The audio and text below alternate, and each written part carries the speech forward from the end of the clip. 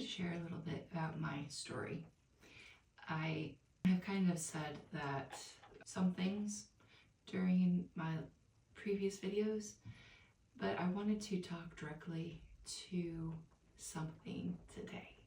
So, if you want to learn a little bit more about me, about my journey of being a 52-year-old woman who has been through many doctors trying to figure out what's wrong, stick around. So my journey with everything began about 2018 and the end of 2018. I was a runner. I loved to run, and I went out for a run the fall of 2018, and I couldn't get through a mile. Mind you, I was running, averaging 3 miles, maybe not every day, but I mean, that was just, if I went for a run, I was running 3 miles. My goal was to, by the time I turned 50, to at least run a half marathon. I loved running. Okay, and I wasn't a runner. In high school, I hated it. I even quit track. I hated running. So about 40, I was 40, and something in my life, I was going through a hard time, and I was on this fitness journey and getting healthy. I just started running, and I was on the treadmill, and I could barely, it was probably maybe a block on the treadmill. So it was a struggle, and I just started, and I just kept at it, and I kept at it. And on my good, when I wanted to run, 6 miles. But average. So that's where I was at the end of fall of 2018. And things just started kind of happening. Weird things like tingling on one side of my body. Just bizarre things that they thought were maybe neurological related or something. And so I'm not going to go into everything, but I just diagnosed with different types of things: autoimmune encephalitis, a brain tumor, the different things that show up on imaging, and then it wouldn't, and then one radiologist reads it this way, and then another reads it this way, and you're like, well, I thought I had this. And I guess I really didn't realize how much information and everything was coming at me until this past week. Somebody from Mayo, she's I forget the name of the nurse, but she kind of looks at everything because I'm having a procedure done next month. And so we're talking, and she's just going over everything. And even with my heart, the name for it when it's you have heart damage and you could have a heart attack. And I'm like, well, I don't see a heart doctor anymore. I was, but because I had during this whole thing, they're, oh, you have a myocardial bridge, and then there's doctors that say, oh, and then there's others that say no. So finally, one cardiologist did break it down and explain that I don't have the complete pinching off of the bridging. And anyway, nothing life-threatening, nothing I have to worry about. I don't have anything wrong with my heart other than, some palpitations. And so she was going over everything, and she was even a little confused, and so we're having this conversation, and it just reminded me of how long of a journey this has been. Yeah. So the one thing that I wanted to speak on was the fact that women my age, Gen X women, we go to the doctor and they just, dismiss it. And I think I've heard it called white women complaining or something like that. I don't know if there is such a thing. I wouldn't doubt it, because I have been patronized. I have been told it's all in my head. I've been told it's all depression. I was told so many things, and I got so down, and I would feel so almost crazy because nobody would listen to me. I felt like nobody was listening to me. And I was watching another YouTuber guy that I like, and his wife hopped on. They're Gen Xers. And, she was kind of talking about that too, about just that, he can go into the doctor and say, this is wrong. And so they just write it, okay, and they don't have any problems believing him.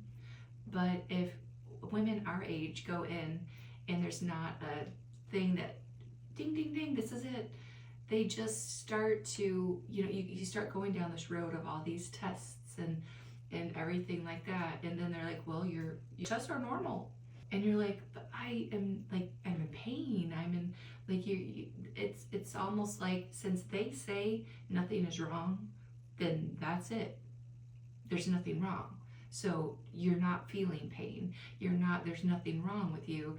And it's so disheartening. It's hard.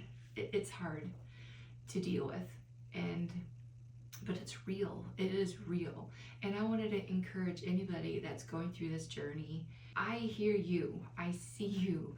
I believe you. And women, especially our age, our hormones are everywhere. Menopause, nobody sat down and talked to us when we were in elementary, or not, maybe, not that young, but even in high school or anything, nobody ever said that menopause and the emotions and the physical things that you feel, the mental things that are going through your brain, nobody told us about this. My battery's about ready to die. I plugged in the thing and it's not. Okay. So do you remember feeling around on the silicone boob? Because you had to feel for a lump, all of that. But nobody told us about what we'd be going through. And instead of leaning into that and educating us and everything like that, I feel like now all they're telling our generation and us is, you're crazy. It's all in your head. They give you a medicine, antidepressants, put you on those types of things. And I think it's a travesty that there hasn't been research done into the effects of menopause and hormonal imbalances and everything. I had something, a little thing in my breast, and had to have it biopsied or taken out and everything. And so my breast doctor was like, no estrogen, you do not take estrogen, you will get cancer. And so then when I go to Mayo and they're trying to, work with everything, they're like, well, you could have hormone replacement therapy. And I was like, no, and so it's like, there is so much information that's contradicting and everything. And I do feel like there's a little bit more honest conversation about the studies that said it would cause cancer and, estrogen. And so I've been through menopause. I'm post-menopausal, I guess you say. I just had my hormones checked. But I still have hot flashes. I still have, the brain fog, and it's real. It is real. So I just wanted to, if there's anyone out here that is listening to that, I hear you, and I'm validating what you're saying as a woman, as a Gen Xer, as just a fellow human. Keep going. You know your body. So all of that said, there was always this, and mind you, they checked my spinal fluid for everything, and they did check it for Lyme, and the initial test and came back negative. And so, but it was always said that if we think it's Lyme, we could go dig deeper into that. And so, but then it was always this other way. So I thought I had was having dementia or early onset Alzheimer's, because my cognitive ability to even have a conversation like this would not have been possible. I was struggling bad. I had to stop working. I couldn't even compose an email at my job, and so I had to quit working. It it got really bad. And even I'm on a cognitive decline thing. So I do still struggle with that, but I did start taking medicine. It is called, that's not it, Dompazil. And it literally last year I started taking it. And within 3 months, I could tell a difference cognitively, but also my muscle strength. I was able to walk upstairs without having to stop midway. I mean, it did. Then my neurologist said, well, it probably won't help with muscles. And mind you, I had muscle tests, I had everything. It was all, my physical therapist was like, there's something going on with your muscles. Like there is. And so I started taking this medicine a year ago, and 3 months, I could tell a difference. It was life-changing. So that has helped. But since then, I went and saw another doctor who deals more in Lyme. She did a bunch of blood tests, a bunch. And she came back, and the initial test, like they did at Mayo, everything was, negative for the bacteria, Paralelium. I can't pronounce it. But there was like a marker on there that said, no, there is something wrong here, but an indicator to look deeper. So they did a thing called a fish test.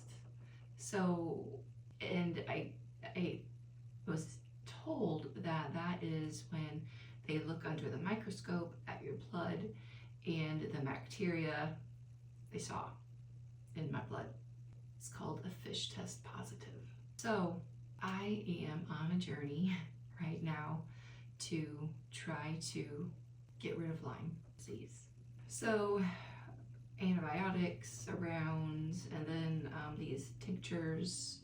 I can share with you what these are. There's like 5 of them. When I'm not taking the antibiotics to give my body a break from that, and then I start the tinctures, and then so since I've had Lyme for so long that the treatment's probably like 6 to 9 months. So that's where we're at right now. My puppy came in here. Hi, this is Snoopy. Hi there, buddy. He says, what's going on in here? He likes butt scratches. So yeah, so that's where I'm at right now. I am in my second round of the antibiotics, doing that. And I have, good days. It's working. And then others, I feel like I guess it's called herxing, which is interesting because the bacteria in those cells, they know they're being attacked. They know they are dying, so they release these toxins. So I wanted to share a little about my journey, and that although I'm not, everybody might, I'm not saying everybody who doesn't know what they're going on has Lyme, but I'm saying that there is a root cause of why you don't feel well, why women our age keep having the same experiences. There's a reason, and I encourage you to keep going. Be your own advocate. Don't get discouraged. Keep going. And I hear you.